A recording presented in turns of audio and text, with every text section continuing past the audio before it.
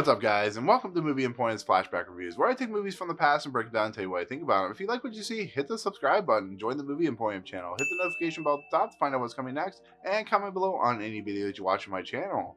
So we're going to flash back to 1982, one of the best years in movies. You had E.T., you had The Thing, you had Blade Runner come out. I was born, so that makes it even better. And we're going to talk about a movie that I find very weird, very inspirational, very motivational, very just different, and it's very prescient to today's society, very ahead of its time with what it's doing, because there's no movie, at least that I can remember, that is anywhere close to this movie and what it's trying to do, which is tell a story about feminism and tell a story about transgender people and tell a story about infidelity, which is very prescient and very today. Think about it. The transgender society, the feministic movement, it's all very relevant with what's going on. And that movie that I haven't even said the name of is called The World According to Garp.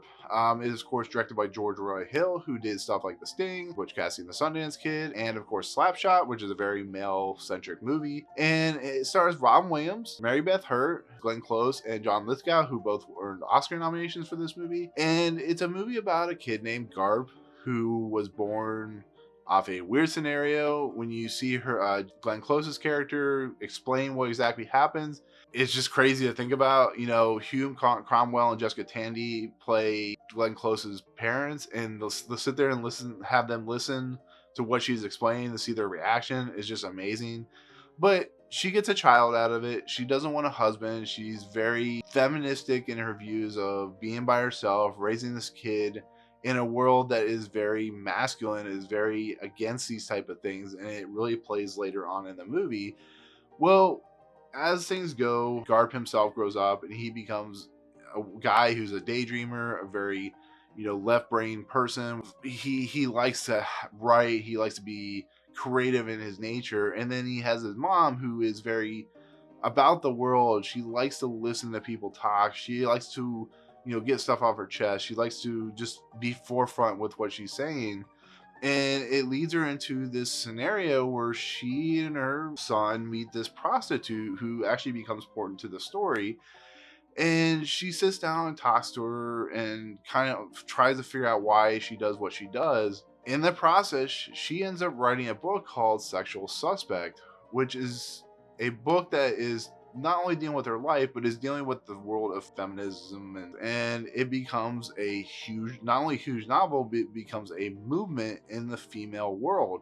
This book becomes so popular that it makes her not only a target of males and men, but of the world in general, which is looking down upon a society of people that are not created or treated equal. So all these females read this book and they become empowered, and the males, the husbands, become irate with her, and publisher says, you're creating some very uncomfortable material that is going to affect and anger a lot of people. And that's exactly what it does. There's a couple times where she has assassination attempts, or she gets death threats, or she gets hate mail, and it's almost, like I said, it's very on the nose with today and how ahead of its time it was. But on top of that, we haven't even gotten to the Garp stuff. There's a character played by John Lithgow who is playing a transgender woman. And that is incredible. Like I said, I'm not here to say if the transgender community loves this portrayal. If you see it, tell me if you do in the comments below.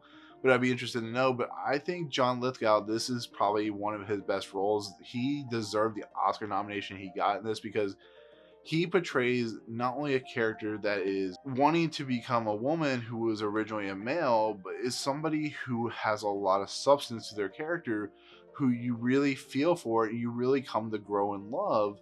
And it's an amazing piece of work of what John Lithgow is doing. And when you see his relationship with Garp and how he kind of molds Garp into like a different person, and how he really becomes just this character that you just really meld into, is fantastic. And like I said, Glenn Close is also doing amazing work in this. She's very weird in this movie, very eccentric, but she grows on you. She kind of gives you life lessons that you're not really noticing that they're there until you watch the end of the movie, when she eventually dies because of what she has done, which is a really powerful thing. And she creates, this society that, you know, people in today's society could really look upon and just really do something with. But on the other end of the spectrum, you have Garp, who is played by Robin Williams. He is a guy, like I said, who's creative. He, after the whole incident, because he's the creative person, and then when his mother writes the book and becomes famous, the roles switch. Instead of his mother, who's now, you know, moved on to become the famous person that she is, Garb is going the other direction. He's not as famous. He still writes a couple books, but he grows to love this woman played by Mary Beth Hurt, and they get married. They have a couple kids, and of course, the way things do, there's marital problems, there's infidelity, and of course, they have relationships with the other people. And in the process, they lose a kid. They have to heal. They have to find themselves again, and they have another kid. And we find out this perfect marriage. And you know, it's another look at something that you don't see a lot of times, which is marriages that are not perfect, that do things that are, you know, not cohesive. And it's just a real world view of the scenario. It's amazing how good Robin Williams and Mary Beth Hurt are together in this movie, because they really feel like a real couple. And there's like small moments with when they're with the kids eating dinner, or Robin Williams is playing with, you know, the kids with Roberta, who is John Lithgow's character, or, you know, just the small moments. And then when the tragedy happens, you really feel for them, and you know, you kind of are angry at them too for the incidents they've caused, because Robin Williams is just as guilty as Mary Beth Hurt's character.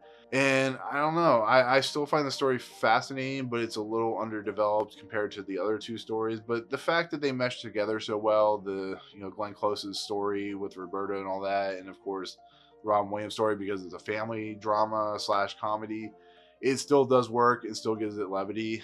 The thing that surprised me most about this movie is the fact that it wasn't well received. And I think it was just because of what it was trying to say and what it was trying to do. You know, there are moments in here where it's very shocking, very weird and disturbing, but it's a movie that has a lot of passion in what it's trying to tell. And I think this movie is way better now than it was back in the day. And that's probably why. I think the fact that we can look at it in a 2019 light, whether it's not the most coherent in situations, I feel like is a movie that can really tell something and really has a perfect view of today's society. And I think that I have to respect it for that. It's amazing. When I was watching this movie growing up, you know, you don't see these things, you don't understand these things. You know, I don't understand who Roberta is and John Lithgow. I don't look at that and see a transgender person. I just look at it as a person dressed in drag. You know, you don't think about those things. And then when you finally grow up, and you, especially in today's age, I must say, I find it pretty crazy that it works so well today. So I definitely recommend it. I think it's a movie you should watch. It's a movie that's hard to watch. It's a movie that's motivational to watch. It does have its moments where it is a little goofy. You know, at the very end, it kind of bothers me where there's a storyline running through about these women who are in this supporters of this girl named Ellen. And Ellen was this woman who was raped and sexually abused, and her tongue was cut out so that she couldn't, you know, tell the police who her assailants were. Because Garb doesn't understand what's going on, why they're doing this, the group has also taken out their tongues so they can be like Ellen. Well, Ellen writes them a card or a letter or whatever you want to call it, and she says, stop doing this, stop mutilating yourself. That's not the point of, you know, what happened to me. The point of what happened to me is, you know, you gotta understand that people are cruel, but these people are going too far in what they're doing. So Ron Williams, being the writer that he does, he sides with Ellen in this matter because he doesn't understand it. I mean, it's a very disgusting nature what these ladies are doing, and even though it's understandable that they what they believe, but anyways, he writes the book. It becomes like the sexual suspect manifesto and gains a lot of angerness. A lot of people hate him. He tries to go to the funeral of his mom, but because it's a lot of females there and they don't want any males there, he gets called out. And then he meets Ellen, who praises him in her way about writing a book about her, explaining that she doesn't want people to mutilate themselves, because that's not what she wants. She wants people to understand that people are cruel and they need to like look inside themselves and understand that what happened to her shouldn't happen to anyone else. And that's very prescient as well today, but I think is a little heavy-handed sometimes.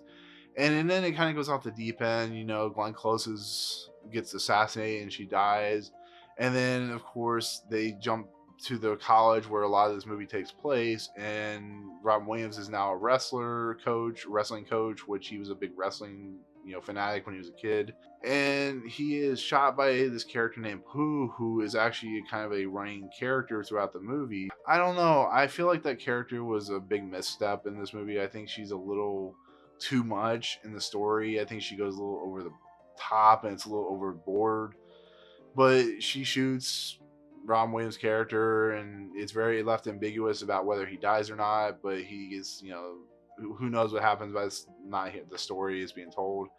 But I just don't like that. I don't like what's going on there. I think if you took that out, it would make it a better story. I think if you almost ended it at the point where Glenn Close's character dies, I think it could have been a little bit more even, but it's not. It doesn't take away from the stuff that's happening. I just think it's a little rough. But like I said, and I'll finish with this, I think the music's fantastic in this movie. There's the Beatles' When I'm 64 song in this movie, which actually fits perfectly. And it's a movie that just, like I said, it has a lot to say. It does a lot with this material. I think it's very well directed by George Roy Hill. And it's very prescient today, which is insane to think about for a movie from 1982. And there you go. Definitely recommend, if you guys have not seen The World According to Garp, watch it. Tell me what you think in the comments below. I'd be interested to know, because like I said, this movie was not well received at all. It's considered one of his worst movies. But like I said, if you look at it in the light of today, I think you'll see that this movie actually says a lot and is telling a lot and is doing a lot with, today's society. So there you go. That's The World According to Garp. Anyways, thank you so much for watching. If you like what you see, hit the subscribe button, to follow my channel, hit the notification button at the top to, find out what's coming next, and comment below on any video that you watch. But otherwise, we'll see you guys on the next Flashback review. Peace out. What's up, guys? Thank you so much for checking out Movie Emporium. I really appreciate it. If you want to, go ahead and hit the subscribe button. Hit the notification button and the bell at the top. Find out what's coming next for Movie Emporium. Also, check out these 2 videos. They're amazing. I think they're awesome. I think you'll enjoy them too. But otherwise, thank you so much for watching, guys. We'll see you next time.